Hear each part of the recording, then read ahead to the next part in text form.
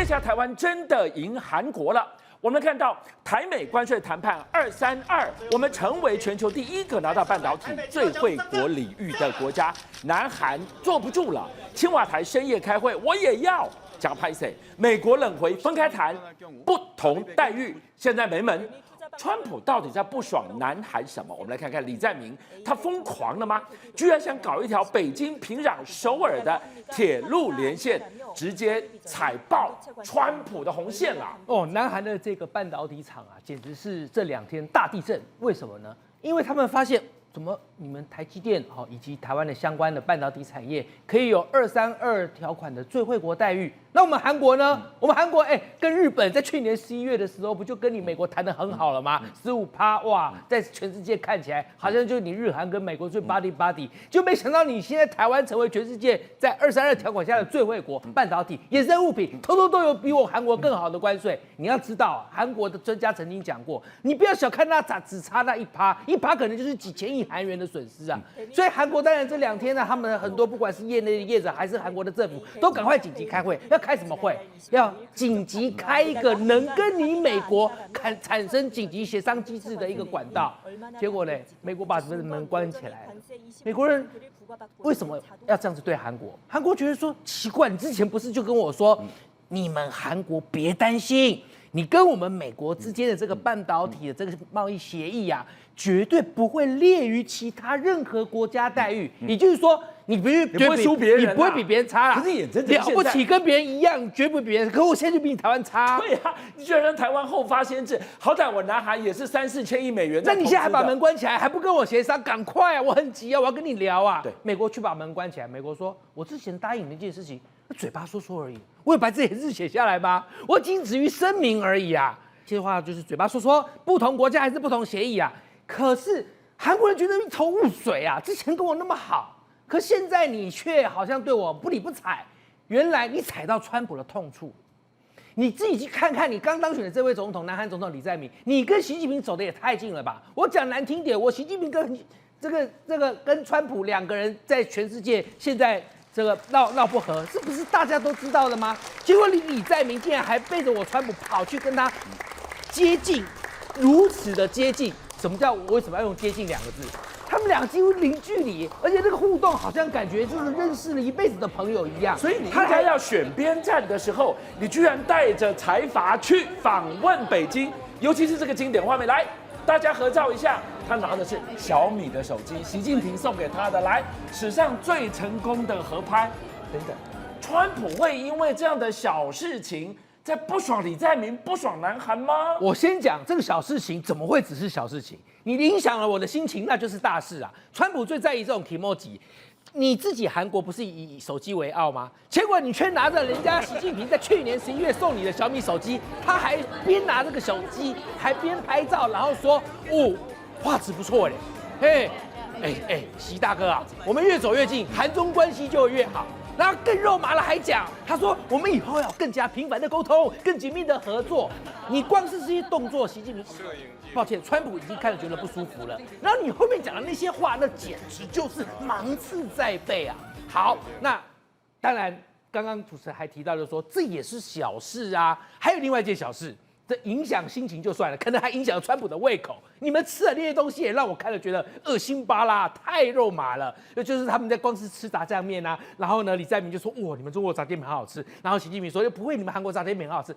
炸酱面跟自拍当然不会是川普所在意的那个小事情，但是有一个大事情才是真正川普最气最恨的，就李在明到底在搞什么？你跟中国走得近，做做样子没关系。但你现在竟然想引清兵入关，竟然想要让中国和北韩的势力可以伸进本来就只有我们台湾、韩国、日本跟美国4国能够掌控的第一岛链东北亚。什么叫引清兵入关呢？就是一条铁路。来，大家看一下这个，我给大家看地图哦。说这一次李在明去找习近平，不但吃炸酱面，不但搞自拍，还跟他讲说，大哥，我在提议哦，我们是不是可以将来开一条全程约1500公里，5个多小时就可以从北京跑到沈阳，跑到新义州，跑到平壤，大家听一下，还经过平壤。然后最后到首尔的这条高速铁路啊。好，很要命的是，来，我先给大家看了这张地图，给大家看就很清楚了。红色这一条中国境内的，来到新义州边境之后呢，一路其实可以到平壤。这一条铁路其实金正恩也做过 N 百次了。重点在这个地方，平壤到首尔这一条虚线，李在明居然跟习近平谈到了可以用南韩的技术把这一段搭盖起来，这就扎扎实实越过38度线，引清兵入关了。你知道美国在想什么吗？川普会觉得你现在跟我讨糖吃，结果你呢却又在背地里和我最痛恨的国家也好或对手在那边讨来暗去，讨来暗去就算，你现在还直接就这样的门户大开，我美军在你那边驻军是在驻心酸的，我驻军要保护你，然后人家坐火车免于北来韩的武力威胁，是还有北韩背后的那一只手中国。那你现在要建这个高速铁路，好啦，就李在明不晓得是只是为了博士人的关注才说了这些胆大妄为的话，还是你真的是发自内心想建这条铁路？但你话已经说出去了。习近平一听到，马上接梗说：“好提议啊，老弟，你是好提议啊。我问你，你站在美国人的立场想，好，我派兵保护你，结果呢，你现在建这条铁路，钱是进来了，门户洞开，你南韩可能赚钱了，是，但你却让北韩可能中国的手可以更深进到，尤其是以后北韩如果真要打你，靠这条铁路从新义州平壤直接直驱你首尔，而中国要在背后源源不绝的给予北韩协助的话，从北京到沈阳直接攻击这个不断的所谓的我们说的。”打仗粮草先行，后面这些都直接源源不绝的攻击北韩。如果站在美国人的立场，这绝对才是川普觉得你根本就是短视近利、愚蠢的表现。产业的掏空、养套杀，不是未来，是现在进行式。中博来告诉我们，跟着一起去北京参访的4大财阀三星、李在镕，迫切的危机，当心你被卖掉，还帮人家数钱呐。可是李在镕现在觉得不会啊，我们今年年终给的很好，我们很赚钱，我们哪有被养套杀，我们哪有短视近利？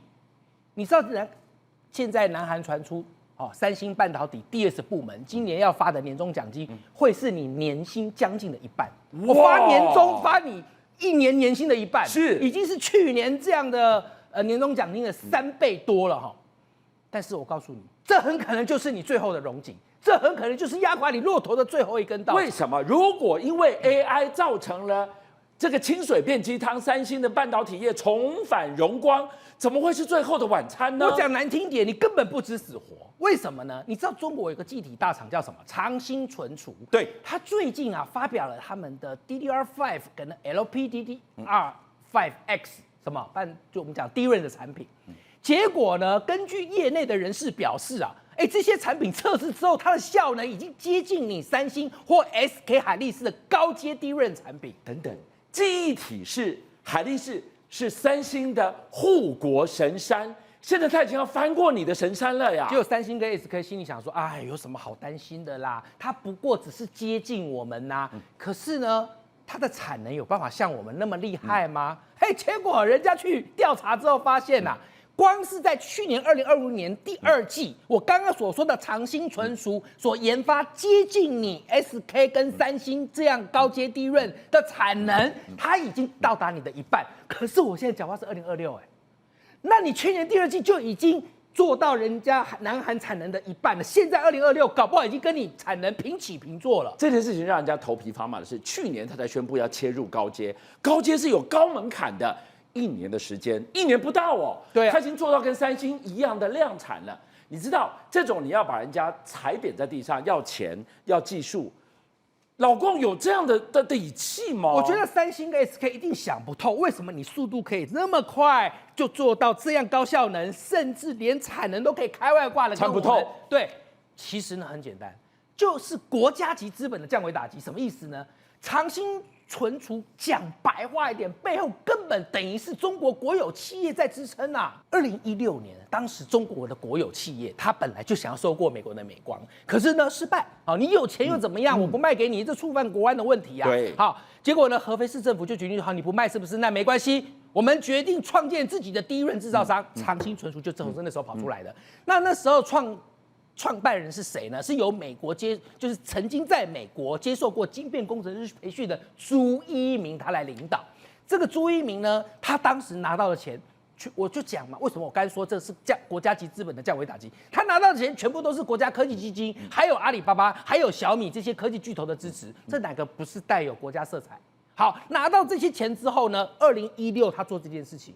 2022年呢，中国政府和国有基金又投入了2178亿台币资金补助，2178亿台币耶。所以你从2022年到现在，你三星还在沾沾自喜，哎呦，我年终是年薪的一半的时候，人家的产能不但跟你已经平起平坐了，人家的低润已经接近你高阶的效能了，只有两个来源，还在沾沾自喜。只有2个来源，一个要么美国美光，要么就是三星、海力士。美国美光在10年前要偷技术、买技术，你都挖不到。他后来如何从韩国那个地方源源不绝的花点钱就把技术挖过来了？就是你刚才说的养套杀，一开始我都会先跟你谈合作，甚至我可能注资买你的厂，结果呢，南韩很多技术还是偷偷跑到了中国那边，所以这时候韩国就觉得不行，我一定要跟你签一些 MOU。跟你讲，签这些 MOU 根本没有用。你知道呢？1月的时候，就今年初，中韩首长会面，南韩与中国签署第3份了，这已经是第3份了。你南韩怎么还是想不通？2013你们就签过 MOU，2021你们就签过 MOU， 现在2026 1月你还在搞 MOU， 但是南韩的警视厅是出来打眼，签这些 MOU 不准我们的智慧财产去被这些我们讲情报外泄、机密外泄流露到中国是这个跟我们同样的竞争业者。可是南韩警视厅说，你从2013到2023年这10年期间，南韩技术外流比例却是逐年成长。MOU 签的越多，那外泄的资料却反而更多。重点是时间点的重叠。导播，我们来看，他签了2次，2013、2021，签完就开始偷，哇，这是哪门子啊？你韩国全国都睡着了吗？是让你表面安心，其实你反而更不能掉以轻心吗？好，那我刚才讲了，那你这些资料、这些机密外泄到国外去外泄到中国，你要有证据啊？有啊，南韩警视厅讲67%都泄露到中国啊。所以去年底呢，韩国检方，我现在讲一个例子哈，韩国检方就曾经抓到一个前三星的员工，他向中国的就长兴存储泄露了10奈米级低润。大家有没有发现，去年底10奈米级低润，现在记体大爆炸？为什么就是这么巧是在这个时机点？就是我要能够想办法，能够在这次的 AI 潮流当中超越你三星。来，导播，我们来看看这张图。我用一个很快的对比，时间跟金钱的投入，你看到三星花了5年的时间，10亿美元哦，单位是美元哦，去研发出的技术。结果呢，中国居然每一个人花3200万台币，技术就给你挖走了，打包就带走了。你以为5年的技术就被带走够快了吗？庄博来告诉我们，整个三星的技术，韩国的技术快到让人下巴要掉下来，居然它的存活期活不到48小时。这些消息来自于他们的高层，他说好扯哦，我们公司可能今天才发新闻稿说，我们要公布一个新的研发技术，就像我刚才讲的10奈米那些技术一样，我才刚公布哦，结果时隔不到1天，关键的这些工程师、技术人员就会收到中国猎头的联络，要不要来我们这？养套杀就来了，对。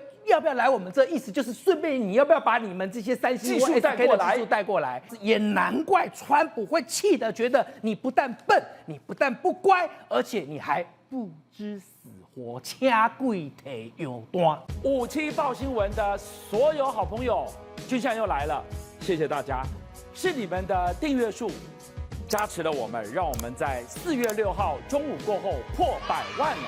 多不容易，你知道每一天晚上9点到11点，他在播的时候，我要盯着直播人数升还是跌，一觉醒来我要去看有多少人来点阅。一段时间你们给了我100万的订阅，真的无限感激。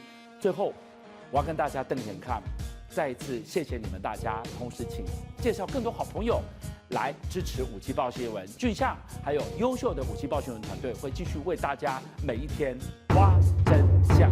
Come on, come on, come on.